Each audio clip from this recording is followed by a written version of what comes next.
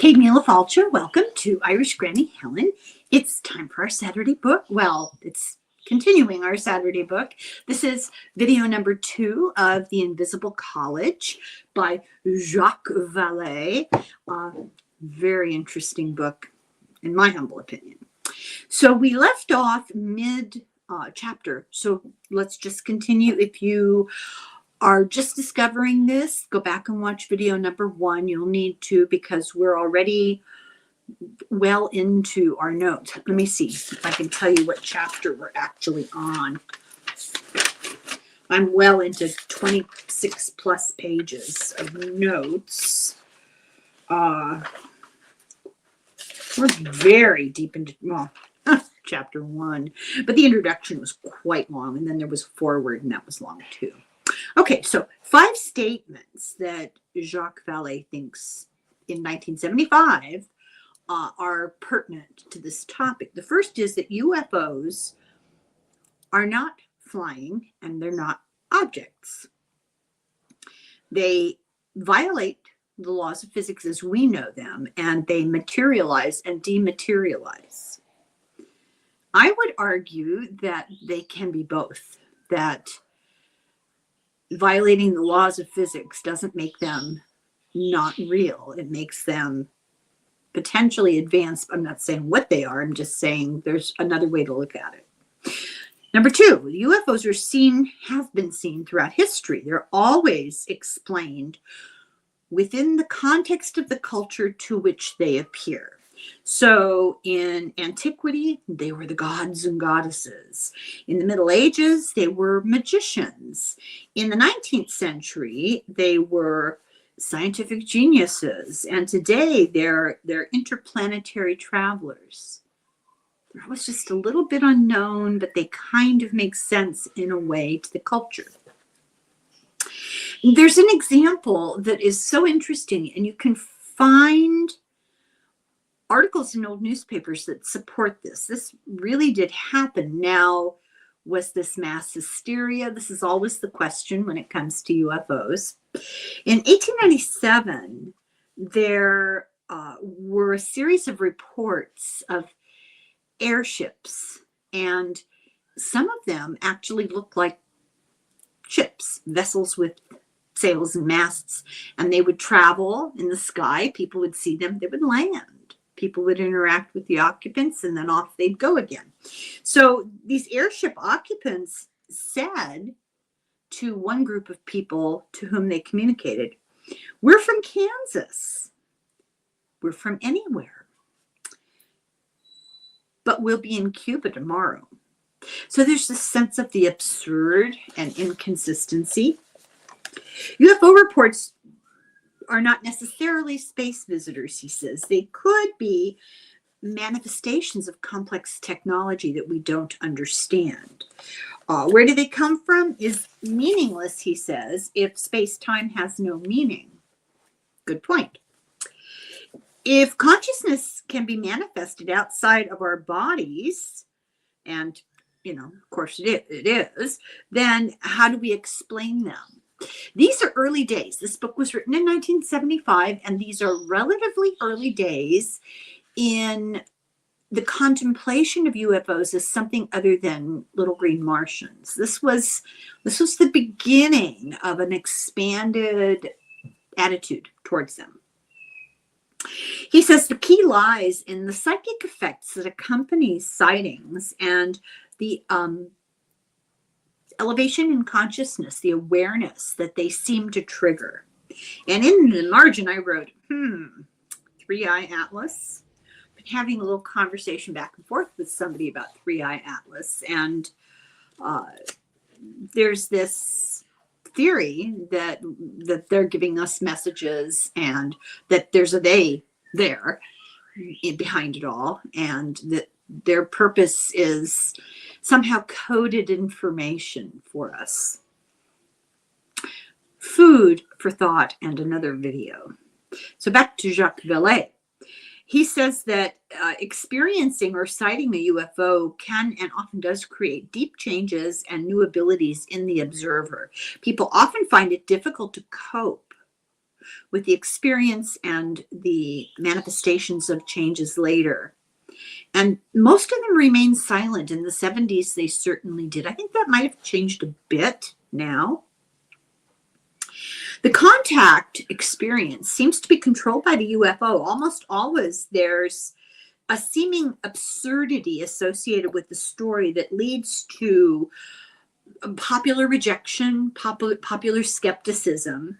But the experience and the experiencer, and others absorb the symbolism, the metaphor conveyed on an unconscious level. This resonates, he says, with Jungian archetypes. That's interesting to think about.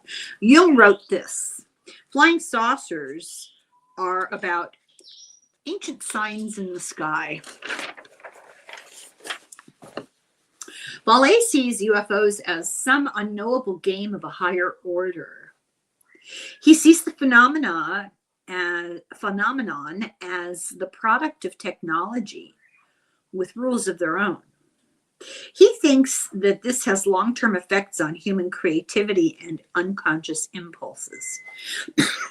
It sort of pushes us to evolve a bit.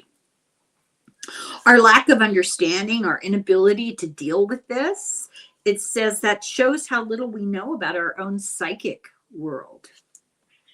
In 1966, in Avignon, France, a 76-year-old woman on an isolated farm had a series of sightings, and she described fire and lights in the sky and then moving around the farm in the distance and moving strangely.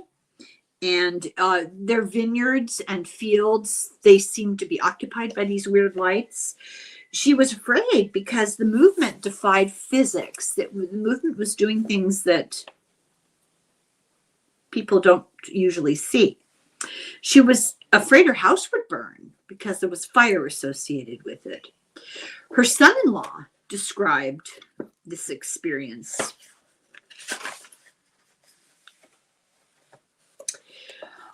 The fiery objects are in fact spherical in shape, and they cross the fields with deliberate motion. The son-in-law who works the farm also observed what the old woman had seen and goes out to investigate. The objects, he says, are rounded on top and flattened underneath, and they vanish on the spot as if controlled by a switch. At one point, there were 6 of them less than a mile away. They move in one line at the speed of a tractor, and they enter a larger luminous object above that appears as a sort of a fiery tree or as an illuminated shell. Everything disappears, and the witnesses retire in complete puzzlement. He says the son-in-law said it was disconcerting, it seemed irrational, it was unreal, it was dreamlike. The spheres returned 6 months later and on another farm, and that farmer went out to look, and the spheres followed him around. He's describing a large shell-shaped object that had a searchlight that rotated, and it all just disappeared. A few days later, it all returned, and the spheres were going in and out of this shell-like thing, and then they all flew off at high speed. Then a new object came. This is over a series of time. A new object came, a disc with cupolas, little dome things, and they could see 2 beings inside. And they were wearing matching overalls, like cover-ups, and this thing hovered. The farmer's adult son was in a car separate from the other farmer, and he saw it too. He felt extreme heat, and he became paralyzed. And the temptation is to say that this object paralyzed him, but we must remember that it's a normal human reaction to something threatening is fight or flight or freeze or fawn. So you might, get aggressive, you might run, you might freeze in place, or you might try to charm your way out of it. For more than a week, he had trouble sleeping. He was not sleeping, then he was sleeping 20 hours a day, and then every morning at 4 a.m. he woke up and he felt like he was floating. His sleep was severely disturbed. Then he would feel his body paralyzed in place, and would feel his consciousness leave his body, the out-of-body experience. Vallee points out that UFO sightings lead to extreme changes in witnesses' behavior and in their belief system. It challenges their worldview. They get a new awareness of the world around them. The farmer's son he said, began to urge children to study astronomy, study science. He talked about writing a book. He was reminded that he was barely capable of writing. He was, I don't know if I would call it semi-literate, but he was only functionally literate. He said, they told me not to worry about that. When the time is right, I will know what to put on paper. And Vallee says, we are touching here the very essence of prophecy. They told him, but who are they? It seems that in recurrent dreams since the incident with the flying disc, this man has seen a number of men dressed in red, each holding a book and pointing at it. Nothing else happens in the dream, just the men and the book. But in the investigator's house, he wasn't able to talk. He wasn't able to talk about it. He just kind of froze. Vallee points out that the UFO has an effect on consciousness. So then there's this case he talks about, the Delphos case. In 1971 in Delphos, Kansas, an object was seen by a family. It came close to the ground, but then it took off again. It affected the farm animals. It left traces of itself on the ground, and it affected the sleep patterns of the witnesses. A 16-year-old claimed that, I don't know if it's a boy or girl, I don't remember, saw mushroom-shaped object with multicolored lights that hovered 2 feet over the ground. It made a sound like a vibrating washer. It got very bright, and then it took off. Oh, it was a boy, and then he was temporarily blind. The dog was sort of not frozen, but made no noise. The dog was speechless. The boy got his sight back. He got his parents. So this temporary blindness was brief. He got his parents to come outside. They saw it, and it was very high in the sky at that point, and it vanished. They saw a glowing ring left on the ground, and the glowing trees nearby where it had been. The soil had been crystallized, and his mother's fingers felt numb for the next 2 weeks, the tips of her fingers. Interestingly, the ring on the ground didn't go away right away, and it never got wet when it rained. It remained dry when it rained. Snow wouldn't melt in it. Water wouldn't go into the soil. It was dry down more than a foot. In 1965 in New Zealand, the same kind of event happened, and that ring lasted 4 years before the grass would finally grow over it. There was a white powder found at the site of these events, and they studied it, and it was eventually shown to be some sort of organism that was half bacteria and half fungus. The theory is the object triggered weird growth of existing organisms in the soil. They didn't come from it. They somehow initiated bizarre growth that was stuff that was already there. The reaction of the animals was that the dog made no noise, but also didn't move. Sheep bellowed. The boy was paralyzed. He couldn't move. And for 2 weeks after that, every evening at sunset, the sheep jumped out of their pens and ran wild. Not something that happened before. The dog was desperate to get in the house at night. It didn't want to sleep outside. I wrote, poor dog. They had to replace the screen door with metal because the dog kept tearing at the door to get in. I don't know why they didn't let the dog in. But, the boy had sore eyes, headaches, and nightmares. He woke up screaming. He dreamt that 2 humanoid creatures were looking in the window and trying to come into his bedroom. The parents would hear him in the middle of the night. They'd go check on him. This is a teenager, and he'd be standing at the window screaming. Okay, Chapter 2, the triple cover-up. The chaotic reaction of officials leads to 3 levels of cover-up. And there are quotes at the beginning of the chapter. This is a letter from the chief of the Chilean Naval Mission to an American writer.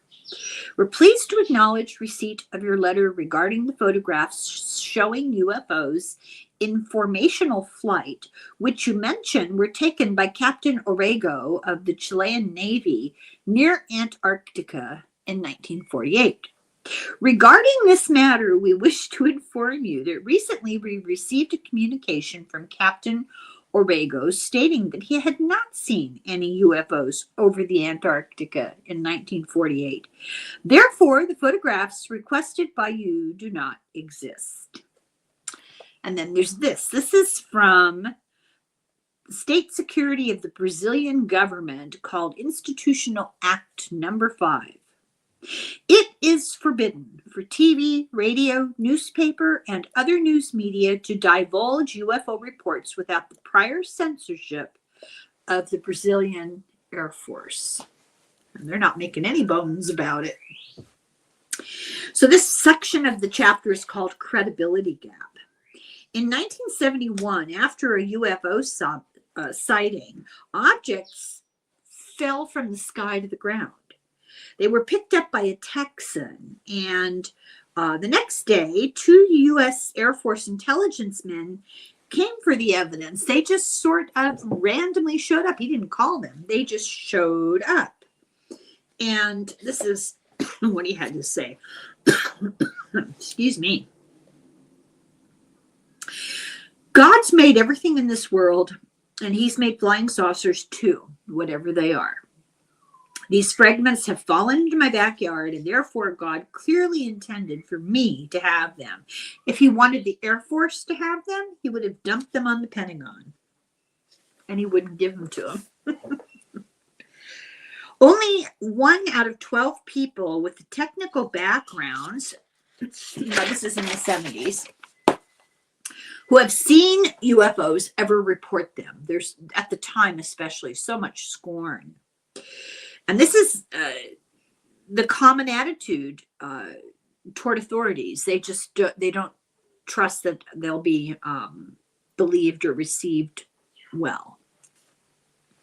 This keeps the topic mysterious because we're not getting all the data, and therefore it affects our collective behavior, and it is our reaction to reports of the UFOs. Part of the UFO phenomenon. Is there some intention there? They want us to be reluctant, freaked out, skeptical, deny, and they want that. He's just asking. So the first big cover-up, because that's what this chapter is about.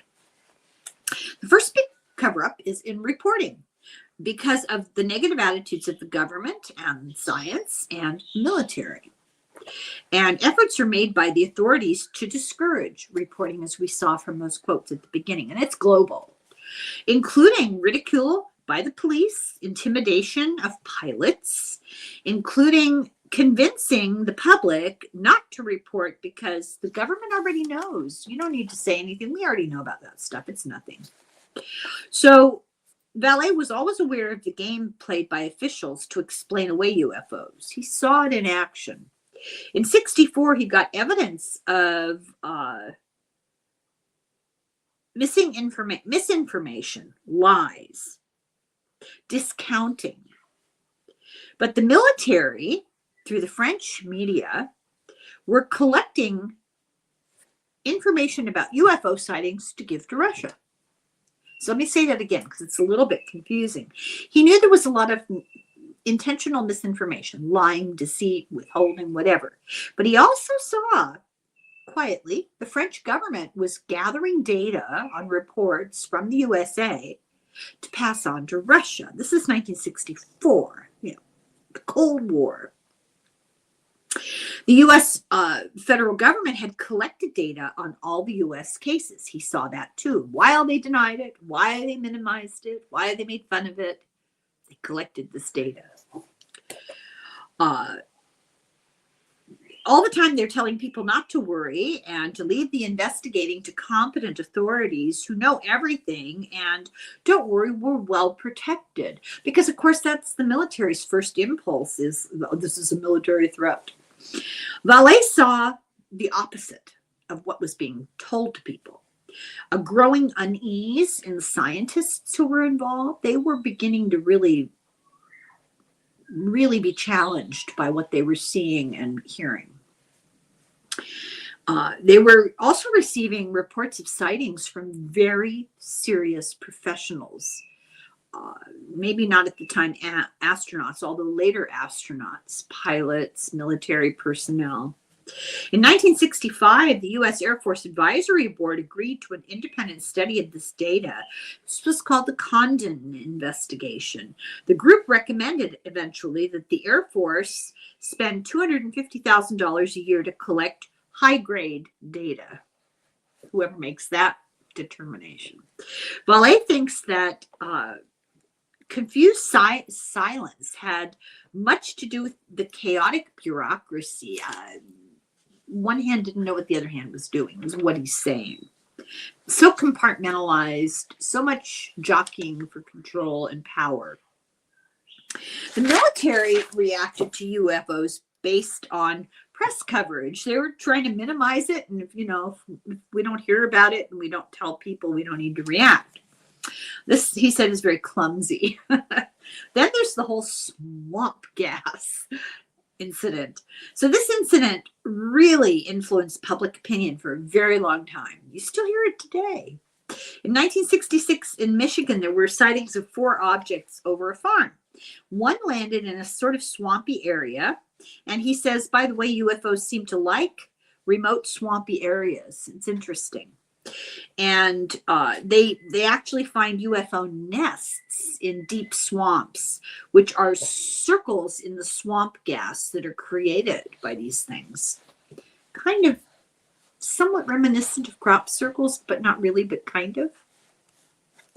Hynek had Project Blue Book investigate this, and they did it reluctantly after the Pentagon was deluged with calls. Hynek was pressured by the media. It just got to be too much. Too many people knew. And he said early in the investigation, he said, we don't know. It could be anything. It could be any number of things, even swamp gas. And somebody glommed onto that. And the media ran with swamp gas as the final answer. And there was anger at Hynek for brushing off the farmers' sightings, so that there were the people that were happy to take that as an excuse or an explanation on face value. No further investigation needed. Don't worry your pretty little head about it. And then there were the people that actually saw things and actually read the data and knew what an inadequate, pitiful excuse swamp gas was, and they got mad. So media, which was once full of skepticism and ridicule, was now defending the sightings because it was becoming fashionable and it was bringing eyes to the media, and people were paying attention.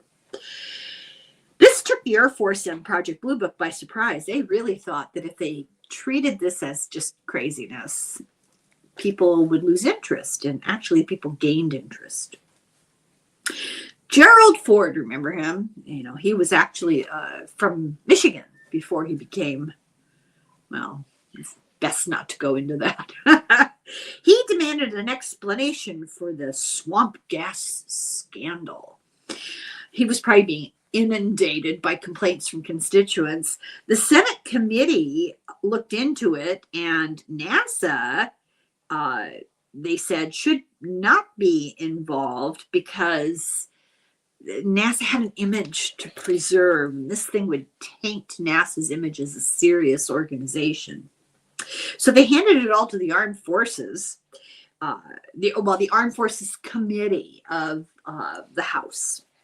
And while this investigation dragged, There was high quality TV documentary that was put out and that debunked UFOs. And it was cleverly done, and people believed it. It included ridicule of the contactees. It included an interview with an astronomer that called ET visits absolutely improbable. And, they're engaging in faulty reasoning, Vallee says. Quote, either it's all nonsense or we're being visited by beings from another planet. Are those really the only choices? The documentary also interviewed military officers who lied and said, we've never seen anything on radar. No UFOs on radar. Just an outright lie. The astronomer lied. He said there's no UFOs seen in photographs by satellite tracking. Lies. And at this time, the Western Defense System recorded more than 700 sightings a month. So somebody's not telling the truth. One astronomer had even urged the military to gather computer information on these UFOs because it didn't fit the trajectory of incoming rockets. And it wasn't done then. But he was saying, look, we have these newfangled computers. These things are not behaving like rockets. We're not sending them up. Is it experimental? And we're just not being told? Or is this from another country and it's a threat? I mean, there was a lot to take seriously about it, and they just brushed it off, which really offended Vallee because he's a scientist, In 1966, one 1953 witness documented being told and not talking about it. So they presented this information from 1953. Being told not to talk about it. Yeah, you saw it in 1953. Keep your mouth shut. And it finally came out in 1966. Scientists were scared. They knew something was up. And they tracked them. They took photos of them. Satellites saw them. Radar saw them. Pilots saw them. They had film of it. And they were afraid of how the public would react, the emotional reaction. They were reluctant to speak without all of the facts, and things were being held back from them. But the data was being destroyed, and he said there's no justification for this. Why was data being destroyed? And he said, especially if you think about it, public fear came from ignorance, and it only got worse with more ignorance. The more sightings with fewer explanations, the more afraid the public got. The fear increased with ignorance. He said he made an interesting comparison. He said it's like never telling a child about death because you're afraid that they're going to be afraid. Not speaking was a serious chance to take with the public belief system, and it eventually ended up with a general loss of respect for science. Beneath the surface, scientists and specialists were communicating with each other, and this group, what's it called, the Invisible College, this grew in the 60s. They kept private, especially in light of the Condon investigation and the skepticism and all that stuff. So what did Condon not know? So Vallee thinks the military was fed up with the topic, that there was no evidence, there was no sign of aggression, no sign of a threat. They wanted to wash their hands of it. My question here is, do we believe this? What do we know now that we didn't know then? He was tired. He said the military was tired of pilots being mocked. So it gave all of their data to Condon and said, basically, it's your problem now. You deal with it. And the military tried to wash their hands of it. Science wanted the military to take the heat. They didn't want to be responsible. A lot of passing of the UFO buck back and forth. Several universities turned down lucrative offers from the Department of Defense to be studying this. They're like, oh, no. It's too much of a hot potato. The English watched quietly as the Americans dithered, and the French were eager to follow whatever the U.S. did. They would follow that. So there was a lot of explosive documentation coming out of Europe, much higher caliber investigations coming out of Europe, especially because some eyewitnesses were big shots. So let's talk about that. In one European country, a near landing took place on the chief of state's private estate. Chief of state, I guess, like the president's private estate. The craft had been described in detail by members of the official's entourage. This meant that the observation had not been studied by the local police or even by trusted scientists. The investigation had been conducted at the very top level by Secret Service experts. The chauffeur of this high political authority, they're not naming even the title. I think it's because then we would maybe be able to figure out what country they were talking about. But the chauffeur for this high political authority, as described in a report of the sighting while driving through the estate, says he sees what believes to be an aircraft trying to land on the road directly in front of him. So pretend this is not happening in the United States, but imagine that this is coming out of the mouth of the Secret Service guy who drives the president. So that's what we're dealing with here. The report of the chauffeur of the highest official. He stopped the car. The object passes just a few meters above the stopped car, and while doing this causes violent vertical vibrations in the vehicle. So it's hopping up and down. A few seconds later, the object reverses course, passes again, now in the opposite direction with the same effects on the car. Then, having regained its position above some trees where it had initially appeared, it makes a fast change of altitude, a 90-degree tilting with respect to the horizontal, and darts away to the west. The witness is highly reliable, the report goes on. If he's driving the head of state around, he's probably got some serious security clearances going on. We found that the object, an upside down plate with a central turret and portholes, could be of the dimensions reported by the witness, namely 20 meters. Okay. The U.S. military and academics didn't even know about this report. The Soviets were even more interested. Rumors in Europe were that the U.S. Air Force was frustrated and wanted rid of the UFO problem. They needed to find a university willing to agree to a cursory investigation and willing to agree to make a negative report, to actually have their conclusion before they ever started. This was a rumor, but France took it seriously enough to want the Soviets to put a plan together, but they also waited for the U.S. So there's interesting political implications here. In Boulder, Colorado, Condon, a physicist nearing retirement, got big money from the government to make a negative report. That was the Condon report. Now we have the topic destroying the data. November of 66 started with testimony from researchers. By February of 67, rumors that the committee would recommend shutting down Project Blue Book. The committee, this is the Condon committee, the committee work slowed to a standstill and finally disintegrated into leaving only one assistant, because why did they need anybody? Because they already had a foregone conclusion. The team split.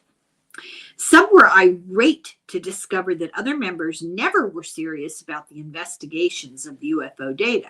Some of them were serious and some of them were not. Condon was outraged and he went rogue with no serious consideration of the possible reality of the phenomenon. In the 1970s, the Project Blue Book files were classified, but kept, I don't think they were. They were not classified, but they were kept in a building that required top secret. So they had unclassified material, but you couldn't get to it because you couldn't get into the building. And in the book, Vallee claims that he was told that eventually this unclassified data was burned. But later, I Googled this. I went on a little hunt because I know this is an old book. So this is what he was told, that that information was burned. But according to the internet, this information is now in the National Archives and the FBI vault online, and 100% of this information is now available publicly. These are the Project Blue Book files. So take that however you want, because I don't know. Now we're going to talk about the second cover-up. The first was media. Now we're going to talk about the second one. In 1973 in Normandy, there was a sighting by 3 fishermen. They saw a bright yellow lit object with a cone-like beam of light that was coming out of it aimed at the ground. The light suddenly went off, and instead there was kind of a blue-green glow to it. It looked like a football, and it flew away. Vallee investigated, and he discovered this was not their first sighting. That 2 months earlier, they'd seen 3 yellow spheres that followed one of the fishermen. And he wouldn't leave his house anymore because of these sightings. He was so completely freaked out, he quit fishing. And he locked himself in his room, and he wouldn't speak to the investigators. So Vallee's question is, well, what does he know? What is he hiding? There was no trace on the beach of any of this. There was no physical evidence, just the report of these guys. They didn't bother to report the first time. The second time, this poor man locked himself in his room and stayed there. A nearby radar installation picked up a moving echo flying towards England. Remember, this is the beach at Normandy. Also, a French trawler along the trajectory had navigational trouble because of magnets. It was affected by magnets, and it went off course, and it got too close to the rocks, and it sank. Within a week of the fisherman's sighting, objects were found on the beach. So initially nothing. A week later, they found a professional set of underwater exploration equipment. They found a radioactivity tester. They found some kind of photographic signalers. They found a pair of trousers and a jacket with English tags. And French government intelligence said, here's the official explanation, it was government underwater radiation testing. Nothing to see here. Vallee says that cases are swept under the rug when the pressure gets on the witness to keep him quiet. They hide as much as they can. They shut the witnesses up. It's an inadequate explanation. It doesn't explain the radar movement, for example. The radioactivity testing. It doesn't really explain anything. But witnesses are intimidated, and local police just want things to go back to normal. They want to get back to their donuts. Oh, croissants, sorry. So Vallee saw how hard it was for him to investigate. And here he was determined, and he had trouble investigating. Information to the media is confused, garbled, inaccurate, and often a story of ridicule. But in March of 1974, a French cabinet minister agreed to go on the radio about UFOs. They were doing a series, and to be on the radio with witnesses and scientists, including Vallee, which, he guilt by association. So he was taking a risk to even entertain the notion of doing this.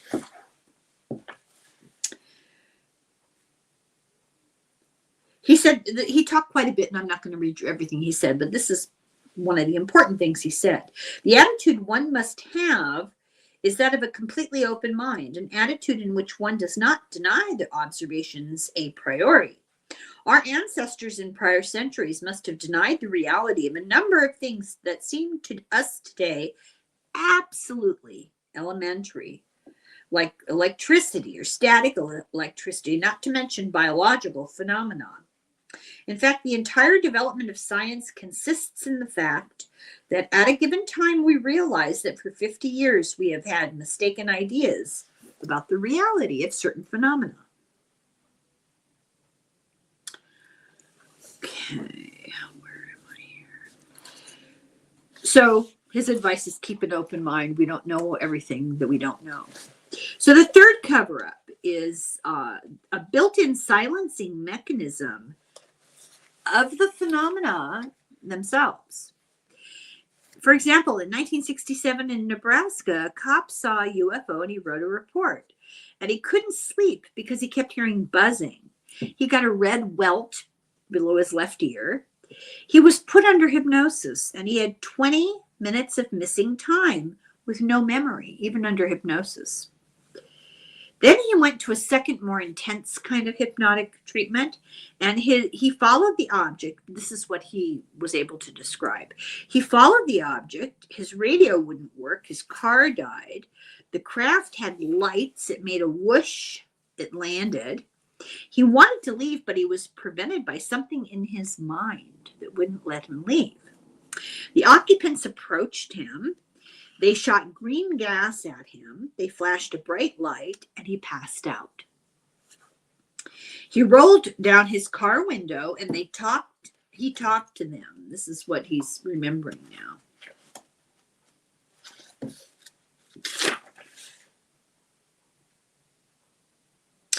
He talked to the occupants of the craft, who pressed against the side of his neck, and they asked him, "Are you the watchman over this place?"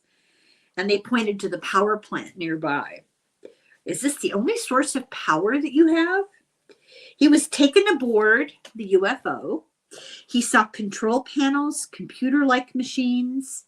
The occupants were wearing coveralls with an emblem of winged serpents. One of them pushed a button and tape started running. "Through my mind somehow, he's telling me things. My mind hurts." They gave him a lot of interesting but possibly misleading information. They wanted him to believe they came from a nearby galaxy and they had bases in the United States. Their craft was operated by reverse electromagnetism. Their ships had been knocked out of the air by radar, by ionization. They drew power from large water reservoirs. They didn't plan to contact people. To a certain extent, they want to puzzle people. They know what they are. They know that they're being seen too frequently, and they're trying to confuse the public's mind. Finally, they told him, "You will not speak wisely about this night. We will return to see you 2 more times." So how could he remember under hypnosis that he couldn't remember without hypnosis? I don't know if we can answer that question now. Do we know more about it? I don't know for sure. It's not my thing. I don't know.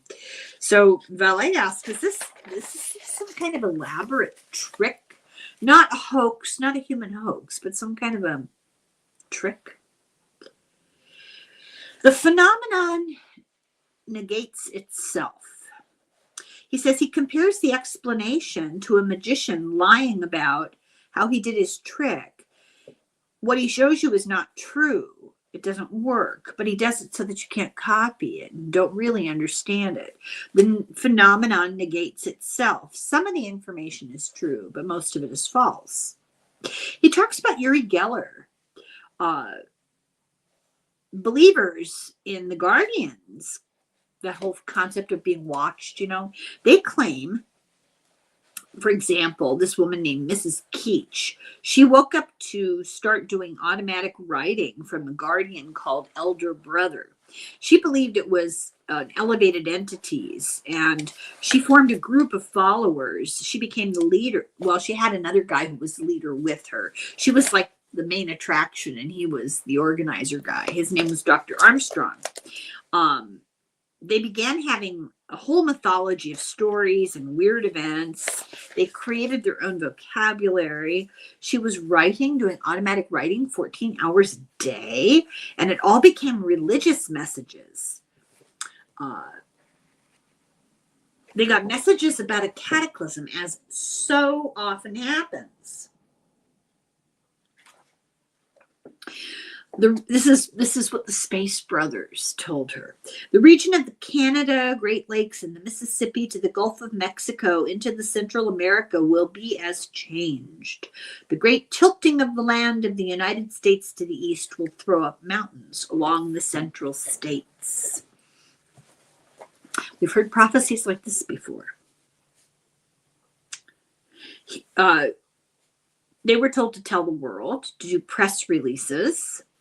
The University of Minnesota sociologists began studying movements based on prophecies, and they started to infiltrate this sect. They wrote a book called When Prophecy Fails, which nowadays would be considered a little bit unethical.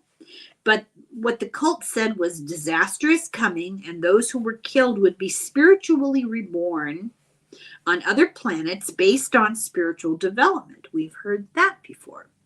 UFOs would rescue believers from the flood. This didn't happen, but it reinforced their conviction that they took credit for the avoidance of disaster. They said it didn't happen because of us. We spread the light, and that stopped it. Some members said it was a test of other faiths to face ridicule without fear, was the whole point of all of this. Vallee agrees that we know this is typical of cults, but he speculated about the mechanism that gives rise to these prophecy cults, prophetic cults. He said, we don't understand the impact on our society. But this was kind of a prototype for other groups. Now, since this book was written, there's been a lot of study done on cults, and it's my weekly mention of Dr. Stephen Hassan's book, The Cult of Trump. But he talks about the cult of Uri Geller, and I remember this. I was pretty young, but I do remember his name was everywhere, and it was all just, so astounding. He had some unexplained phenomena around him that were the basis for all people buying into his whole thing. He claimed higher knowledge coming from UFOs, and he claimed it had an impact on collective consciousness. Geller prophesied massive UFO landings. Vallee says the absurdity of the whole thing is the third cover-up.